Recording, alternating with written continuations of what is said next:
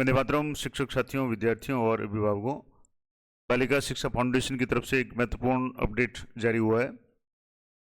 वर्ष 2024-25 में राजकीय विद्यालयों में अगर कोई ऐसी बालिकाएं अध्ययनरत है जो या तो शारीरिक रूप से अक्षम हो यानी दिव्यांग हो, तो उनके लिए शारीरिक अक्षमता युक्त बालिकाओं हेतु आर्थिक सबलता पुरस्कार, और अगर कोई मूक बधिर और नेत्रहीन बालिका है तो उसके लिए आर्थिक सबलता पुरस्कार।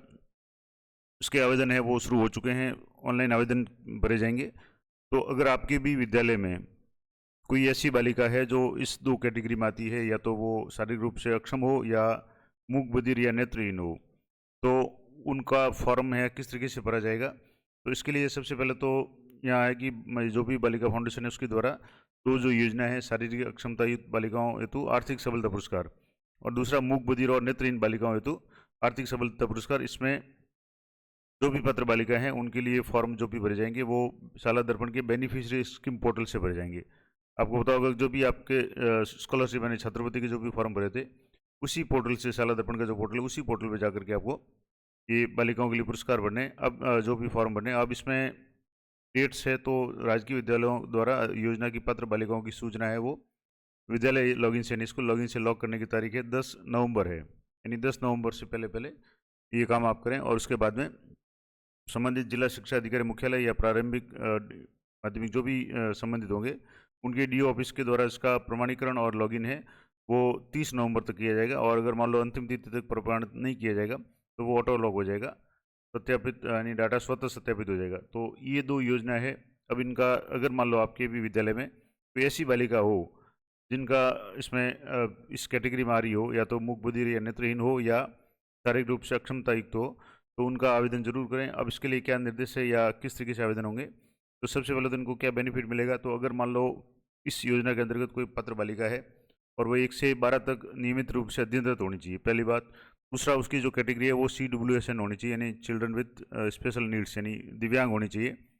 और ऐसी कोई बालिका है तो उसको कक्षा 1 से 8 तक अगर अध्ययनरत है तो प्रति बालिका उसको 2,000 रुपये, और कक्षा 9 से 12 तक अगर कोई बालिका अध्ययनरत है तो उसको प्रति वर्ष 5,000 रुपये दिया जाएगा। तो ये आर्थिक इसको सहायता दी जाएगी, पुरस्कार दी जाएगा। इसके बाद में मूक बधिर और नेत्रहीन बालिकाओं हेतु जो पुरस्कार है इसमें भी ये तो हो गया शारीरिक अक्षमता युक्त, यानी CWSN में। अगर मूक बधिर कोई बालिका है तो उसके लिए भी 1 से 8 तक के लिए 2,000 रुपये और 9 से 12 तक के लिए 5,000 रुपये प्रति वर्ष है। अब इसमें आपको जो इम्पोर्टेंट बातें हैं कि अगर आपके विद्यालय में कोई बालिका है और आप स्कॉलरशिप पोर्टल खोल रहे हो और वहाँ उसका नाम नहीं आ रहा है, तो क्या क्या चीज़ें आपको चेक करनी है या प्रविष्टि करनी है।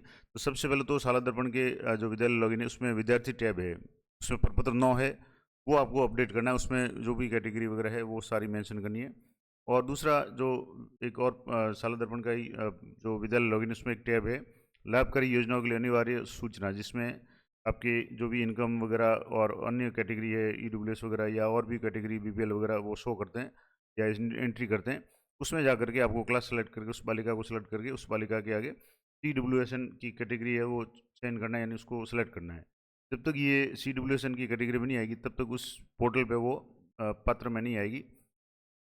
अब आपको जैसे बेनिफिशरी स्कीम पोर्टल में जा करके आपको लॉगिन करना है, और लॉगिन करने पे आपको बालिकाओं की संख्या जो भी होगी ऑटोमेटिकली ये दो स्टेप आप कर लेंगे तो वो शो हो जाएगी। तो आपको एक बार अप्रूव करना है और लॉक करना है। अब इससे पहले एक जरूरी ये ध्यान रखें कि आजकल जो भी योजना है उनका बेनिफिट है वो आपको डायरेक्ट बेनिफिट ट्रांसफर यानी सीधा DBT के माध्यम से होता है।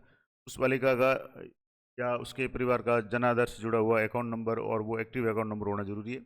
अगर ऐसी बात है तो पहले सबसे पहले बालिका को बताए कि उसके माता पिता या उसका खुद का अगर अकाउंट है तो वो अगर बंद पड़ा है तो उसको चालू करवाएं, क्योंकि जो भी DBT के माध्यम से इनको बेनिफिट मिलेगा वो अकाउंट में आएगी राशि। और स्कूल लॉगिन से जो भी लॉग सूचना होगी वो DO लॉगिन पर उपलब्ध होगी और वहाँ से OTP के माध्यम से फाइनल सबमिट किया जाना है। तो ये तो हो गया।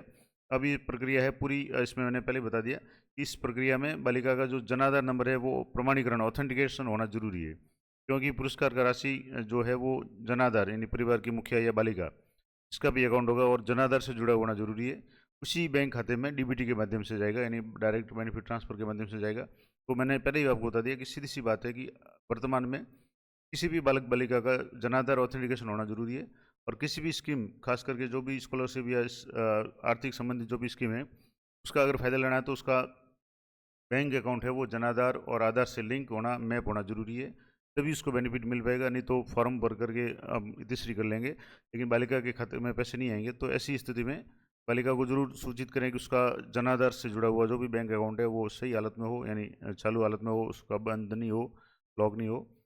तो ये पूरी जानकारी थी। और ये जैसे 14/10 यानी कल का ही आदेश है, और ये राजकाज का रेफरेंस नंबर है, आप देख सकते हैं। तो ये पूरा प्रोसेस था। अब आप अगर चाहें तो मैं थोड़ा सा आपको इसको बता देता हूँ कि आपको कैसे चेक करना है। उसके लिए आपको जो भी साला दर्पण के बेनिफिशियरी पोर्टल पे आना है। तो इसके लिए आपको साला दर्पण का जो मेन साइट है इस पर जाना है, और यहाँ नीचे आप स्क्रॉल करेंगे, यहाँ से जो भी ऑप्शंस, ये जो मॉड्यूल खुल रहे हैं इसमें आपको साला दर्पण जो पोस्ट ये मेट इसमें स्कॉलरशिप वाला जो पोर्टल है इस पर आपको क्लिक करना है। मैं आपको यहाँ से क्लिक करके बता देता हूँ। यहाँ से जैसे आप ये चेक करते रहें तो यहाँ से जो साला दर्पण है, यहाँ से जो स्कॉलरशिप वाला है, यहाँ से SDBSP यानी बेनिफिशियरी स्कीम पोर्टल, इस पर आपको क्लिक करना है।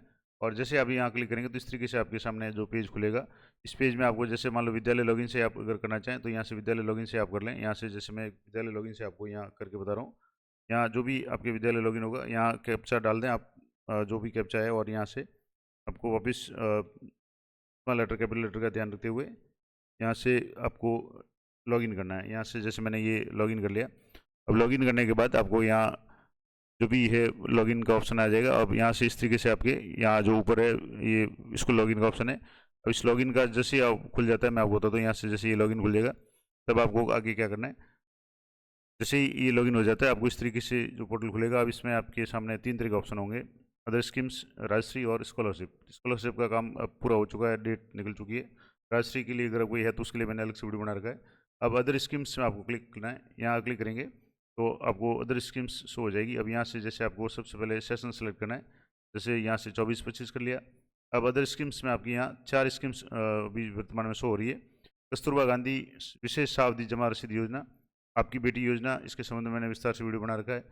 अब 2 और जो ऑप्शन हैं जिनके लिए अभी आवेदन शुरू हो चुके हैं, एक तो है शारीरिक अक्षमता युक्त बालिकाओं हेतु आर्थिक सबलता पुरस्कार, दूसरा है मूक बधिर और नेत्रहीन बालिकाओं हेतु आर्थिक सबलता पुरस्कार। अब इसमें से जो भी कैटेगरी का आप फॉर्म भरना चाहें, यहाँ से जैसे मैंने एक सेलेक्ट कर लिया और यहाँ सबमिट पे आपको क्लिक करना है।